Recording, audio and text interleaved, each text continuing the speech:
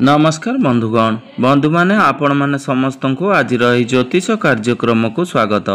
आज ज्योतिष कार्यक्रमटी तुला राशि व्यक्ति विशेष मानक पई बहुत गुरुत्वपूर्ण अटे, बहुत ही खास अटे। कारण आपण मानकर व्यस्त बहुल समय मध्यरु 10 मिनिट समय आपणक पई निश्चय भाବରେ दियंतु एवं आपण निजर भविष्यत विषय रे जानंतु। काहेकि ना तुला राशि व्यक्ति विशेष मानकर जीवन एही श्रावण मास ठारू संपूर्ण रूप से बदलिबाकू जाउअछि। काहेकि ना बड़ बड़ ग्रह मानकर राशि परिवर्तन हेबा पई जाउअछि। सबुठारू बड़ कथा यह अटे कि आपणकर राशि अधिपति शुक्रंकर भाग्य भाव को चलन हेउअछि। शनिदेव जे आपणकर जोगकारक ग्रह शनिदेव बकरी हेबा पई जाउछंती। तो ग्रह नक्षत्र मानकर चलन रे गोटे बहुत बड़ परिवर्तन हेबा पई जाउअछि, जहा द्वारा आपणकर जीवन रे चालुथिबा समस्त दुख कष्ट एवं समस्यार अंत हेबा पई जाउअछि। एवं पुनर्बार एही श्रावण मास ठारू आपणकर भाग्य बदलिबाकू जाउअछि। सूर्य बुध एवं शुक्रंकर राशि परिवर्तन हेउअछि एवं मंगलंकर मध्य राशि परिवर्तन हेबाकू जाउअछि एवं शनि बकरी हेबा पई जाउछंती, जहा द्वारा आपणकर जीवन रे किछि बड़ हेबा पई जाउअछि। प्रभु महादेवंकर कृपारु आपणक जीवन रे चालुथिबा समस्त दुख कष्टर अंत हेबाकू जाउअछि। पुनर्बार आपणक जीवन रे खुशी फेरिबाकू जाउअछि। तेबे आसंतु जानिबा एही श्रावण मास ठारू आपणकर जीवन रे कौन सब बड़ परिवर्तन मान हेबाकू जाउअछि। एहा पूर्वरु जदि आपण मानकर भी तुला राशि होइथाए एवं आपण भी प्रभु भोला शंकरंकु सच्चा हृदय रे भक्ति करुथांती विश्वास करुथांती, तेबे भक्ति एवं श्रद्धार सहित कमेंट बॉक्स रे हर हर महादेव जय शनिदेव अवश्य लिखि दियंतु एवं वीडियोटी को शेष पर्यंत निश्चिंत देखंतु। वीडियोटी को गोटे लाइक करी चैनल टी को सब्सक्राइब कर दियंतु। शुक्र जे कि आपणकर राशि अधिपति पूर्वरु आपणकर कुंडलीर अष्टम भावरे विराजमान थिले, जहा फलरे आपणकर स्वास्थ्य जनित समस्या देखा देउथिला। सब बेले आपणकर स्वास्थ्य खराब रहुतला, धन जनित समस्या देखा देउथिला, आपणकर समस्त कार्य अटकी जाउथिला। आपण जेते परिश्रम कले मध्य आपणकु सफलता प्राप्ति होई पारु नथिला। आपण ऋण नेइथिले किंतु ऋण सुझी पारु नथिले। ऋणर भार आपणक उपरे बढ़ी जाइथिला। आपणकर गृह परिवार रे खुशीर वातावरण नथिला। आपणकर शिक्षा क्षेत्र रे समस्या देखा देउथिला। आपणकर अन्य शेषरी खर्च हेउथिला। समाज रे आपणकर मान सम्मान नथिला। आपणकु चाकरी प्राप्ति होई पारु नथिला। आपण संतान संतति पई चिंता रे थिले। आपणकर व्यापार वाणिज्य रे लॉस हेउथिला। प्रेम जीवन रे मध्य समस्या देखा देउथिला। तेबे एही भली जहा भी समस्या आपणक जीवन रे चालुथिला ताहा एबे दूर हेबा पई जाउअछि। एही श्रावण मास ठारू आपणकर जीवन रे पुनर्बार खुशी फेरिबाकू जाउअछि। आपणकर जीवन रे नूतन सूर्य उदय हेबा पई जाउअछि।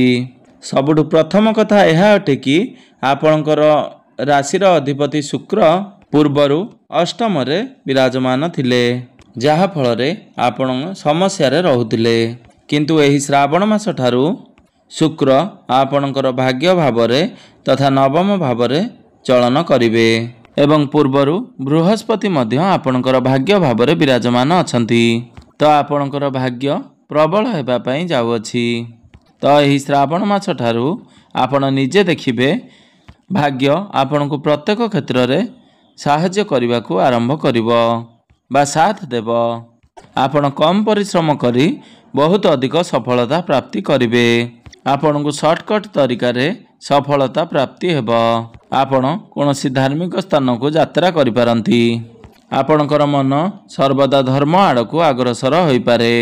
आपण एही श्रावण मास ठारू कोनोसी एक बड़ कार्यर आरंभ करि पारंती बा आपण माइंड रे भाबी पारंती किंबा कोनोसी बड़ इन्वेस्टमेंट करि पारंती, बड़ निवेश मध्य करि पारंती।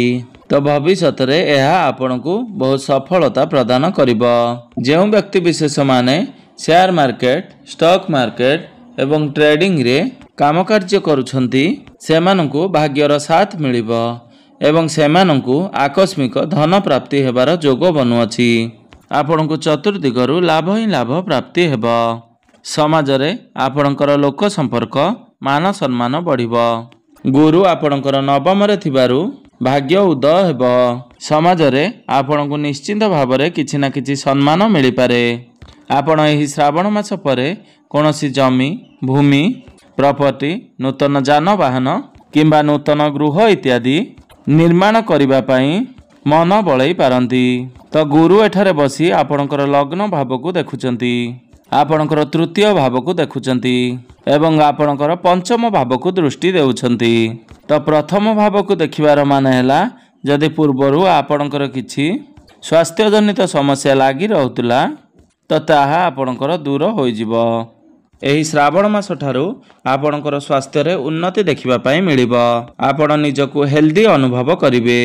ଆପଣ ଏକ୍ସରସାଇଜ କରିବା ଆରମ୍ଭ କରିବେ, ଯୋଗ ପ୍ରାଣାୟାମ ଆଦି କରିବେ, କାହିଁକି ନା ଆପଣଙ୍କର ଟିକେ ମୋଟାପଣ ବଢ଼ିପାରେ।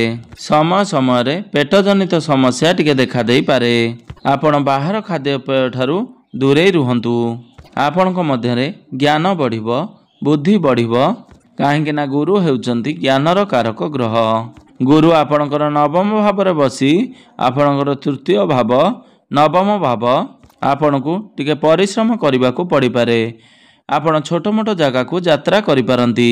ଯେଉଁମାନେ ଅନଲାଇନରେ କାମ କରୁଛନ୍ତି, ଡିଜିଟାଲ ମାର୍କେଟିଂରେ କାମ କରୁଛନ୍ତି, ଶିକ୍ଷକ ବା ଟିଚରସିପ୍ରେ କାମ କରୁଛନ୍ତି, ଟୁର୍ ଆଣ୍ଡ ଟ୍ରାଭେଲ, କାଉନସିଲିଂ ବା ପାର୍ଲର ଯେଉଁମାନଙ୍କର ଅଛି ଏବଂ ଯେଉଁମାନେ ମଡେଲିଂ ଫିଲ୍ଡରେ କାମ କରୁଛନ୍ତି ସେମାନଙ୍କୁ ଏହି ଶ୍ରାବଣ ମାସ ପରେ ସଫଳତା ବା ଲାଭ ଅଧିକ ଦେଖିବାକୁ ମିଳିବ। ଏବଂ ଗୁରୁ ଆପଣଙ୍କର ପଞ୍ଚମ ଭାବକୁ ଦେଖୁଛନ୍ତି, ଆପଣଙ୍କର ତ୍ରିକୋଣକୁ ଦୃଷ୍ଟି ଦେଉଛନ୍ତି। ପଞ୍ଚମ ଭାବଟି ଆପଣଙ୍କର ପ୍ରେମ ଜୀବନର ଭାବ ହୋଇଥାଏ, ଆପଣଙ୍କର ଶିକ୍ଷାର ଭାବ ହୋଇଥାଏ, ପୂର୍ବଜନ୍ମର କର୍ମର ଫଳ ଭାବ ହୋଇଥାଏ ଏବଂ ପଞ୍ଚମ ଭାବର ଅଧିପତି ଶନିଦେବ ମଧ୍ୟ ବକ୍ରି ଅବସ୍ଥାରେ ରହିଛନ୍ତି। ବକ୍ରି ହୋଇକରି ଆପଣଙ୍କର ପଞ୍ଚମ ଭାବର ଫଳ ଦେବେ। ତ ଯଦି ପ୍ରେମ ଜୀବନରେ ପୂର୍ବରୁ କୌଣସି ସମସ୍ୟା ଲାଗି ରହିଥିଲା, ଯେଉଁମାନଙ୍କର କଥାବାର୍ତ୍ତା ବନ୍ଦ ହୋଇଯାଇଥିଲା ବା ବ୍ରେକଅପ୍ ହୋଇଯାଇଥିଲା ସେମାନଙ୍କର ପୁନର୍ବାର କଥାବାର୍ତ୍ତା ହୋଇପାରେ, ପ୍ୟାଚଅପ୍ ହେବାର ସମ୍ଭାବନା ବନୁଅଛି। ଏବଂ ଯେଉଁ ବ୍ୟକ୍ତି ବିଶେଷମାନେ ସିଙ୍ଗିଲ୍ ଅଛନ୍ତି ସେମାନଙ୍କୁ ନୂତନ ପାର୍ଟନର ମଧ୍ୟ ମିଳିପାରନ୍ତି ଏବଂ ଆପଣଙ୍କର ଭଲ ପାଇବା ବିବାହର ରୂପ ନେଇପାରେ। ଆପଣଙ୍କର ଗୃହରେ ବିବାହ କଥା ଫାଇନାଲ ମଧ୍ୟ ହୋଇପାରେ। ଆପଣଙ୍କର ବିବାହ ବୟସ ହୋଇଯାଇଥିଲେ ଆପଣଙ୍କର ଗୃହକୁ ବିବାହ ପ୍ରସ୍ତାବମାନ ଆସିପାରେ ଏବଂ ସ୍ଥିର ମଧ୍ୟ ହୋଇପାରେ। ଯେଉଁ ଦମ୍ପତିମାନେ ସନ୍ତାନ ପାଇଁ ଚିନ୍ତାରେ ଥିଲେ ସେମାନଙ୍କୁ ଏହି ଶ୍ରାବଣ ମାସ ପରେ ସନ୍ତାନ ସୁଖ ନିଶ୍ଚିନ୍ତ ଭାବରେ ପ୍ରାପ୍ତି ହେବ, କାହିଁକି ନା ଗୁରୁଙ୍କର ଶୁଭ ଦୃଷ୍ଟି ଆପଣଙ୍କର ପଞ୍ଚମ ଭାବ ଉପରକୁ ରହୁଛି। ତ ଆପଣଙ୍କୁ ସନ୍ତାନ ସୁଖ ନିଶ୍ଚିନ୍ତ ଭାବରେ ପ୍ରାପ୍ତି ହେବ। ଶିକ୍ଷା କ୍ଷେତ୍ରରେ ଆପଣଙ୍କର ଉନ୍ନତି ପ୍ରଗତି ହେବ। ଆପଣ ଶିକ୍ଷା କ୍ଷେତ୍ରରେ ବଡ଼ ନିଷ୍ପତ୍ତି ନେଇପାରନ୍ତି। ଆପଣ କୌଣସି ଫର୍ମ ଫିଲ୍ଅପ୍ କରିପାରନ୍ତି। ଆପଣ କୌଣସି ନୂତନ ସ୍ଥାନରେ ଆଡ଼ମିସନ୍ କରିପାରନ୍ତି। ଆପଣ ପାଠ ପଢ଼ିବା ପାଇଁ ବିଦେଶକୁ ଯାଇପାରନ୍ତି। ଆପଣ ବିଦେଶ ଯାତ୍ରା ମଧ୍ୟ କରିପାରନ୍ତି। ତ ଏହି ଶ୍ରାବଣ ମାସ ପରେ ଯଦି ଆପଣଙ୍କର କୌଣସି ଏକ୍ଜାମ ରହିଛି, ତ ଆପଣଙ୍କର ଯଦି କମ୍ପିଟେଟିଭ୍ ଏକ୍ଜାମ ଅଛି କିମ୍ବା ଗଭର୍ଣ୍ଣମେଣ୍ଟ ରିଲେଟେଡ୍ କୌଣସି ଏକ୍ଜାମ ଅଛି ତ ସେଥିରେ ଆପଣଙ୍କୁ ନିଶ୍ଚିନ୍ତ ଭାବରେ ସଫଳତା ପ୍ରାପ୍ତି ହେବ। ଆପଣଙ୍କୁ ସମସ୍ତ ଇଣ୍ଟରଭ୍ୟୁରେ ସଫଳତା ପ୍ରାପ୍ତି ହେବ। ଆପଣ ଚାକିରି ପାଇଁ ଚେଷ୍ଟା ଜାରି ରଖନ୍ତୁ। ତ ବୁଧ ଆପଣଙ୍କର ଦଶମ ଭାବରେ ଆପଣଙ୍କର କ୍ୟାରିୟର ଭାବରେ ବିରାଜମାନ ଅଛନ୍ତି। ତ ଗୁରୁ ମଧ୍ୟ ଶୁଭ ସ୍ଥିତିରେ ବିରାଜମାନ ଅଛନ୍ତି। ଶନି ମଧ୍ୟ ଶୁଭ ସ୍ଥିତିରେ ବିରାଜମାନ ଅଛନ୍ତି। ତ ସୂର୍ଯ୍ୟ ମଧ୍ୟ ଆପଣଙ୍କର ଏକାଦଶ ଭାବରେ ଭଲ ସ୍ଥିତିରେ ଅଛନ୍ତି। ତ ଆପଣ କ୍ୟାରିୟର କ୍ଷେତ୍ରରେ ବହୁତ ଅଧିକ ଉନ୍ନତି କରିବେ। ତ ଆପଣଙ୍କ ପାଖକୁ ନୂତନ କାମ କାର୍ଯ୍ୟ ଆସିପାରେ। ତ ଯଦି ଆପଣ ପୂର୍ବରୁ ଚାକିରି କରିଛନ୍ତି ତ ଚାକିରିର ପ୍ରମୋସନ ହେବାର ଯୋଗ ବନୁଅଛି ଏବଂ ଯେଉଁମାନଙ୍କ ପାଖରେ କୌଣସି ଚାକିରି ନାହିଁ ତ ସେମାନଙ୍କୁ ନୂତନ ଚାକିରି ମଧ୍ୟ ପ୍ରାପ୍ତି ହୋଇପାରେ। ତ ଆପଣ ଚେଷ୍ଟା ଜାରି ରଖନ୍ତୁ। ତ ଆପଣଙ୍କୁ ଆପଣଙ୍କର କାର୍ଯ୍ୟକ୍ଷେତ୍ରରେ ସମ୍ମାନିତ କରାଯାଇପାରେ। ଆପଣଙ୍କୁ ଉପର ଅଫିସରଙ୍କର ସପୋର୍ଟ ପ୍ରାପ୍ତି ହେବ। ଆପଣ ଆପଣଙ୍କର କାର୍ଯ୍ୟକୁ ନେଇ ବିଦେଶ ଯାତ୍ରା କରିପାରନ୍ତି ଏବଂ ବିଦେଶରେ ରହି ଯେଉଁ ବ୍ୟକ୍ତିବିଶେଷମାନେ କାମ କାର୍ଯ୍ୟ କରୁଛନ୍ତି सूर्य आपणकर लाभ भाव थिबारु आपणकु लाभ ही लाभ प्राप्ति हेब। आपणकर कोनोसी गोटिए बड़ इच्छा लाभ भाव प्राप्ति हेब। बड़ भाई भौणीकर सपोर्ट पितांकर साहाय्य सहयोग आपणकु प्राप्ति हेब। आपणकु शेयर मार्केट रे सफलता प्राप्ति हेब। तो सूर्य केतुंग सहित विराजमान अछंती। लाभ हेले मध्य समय समय रे आपणकर लॉस मध्य होई पारे। आपणकर टंका किछि व्यय मध्य होई पारे।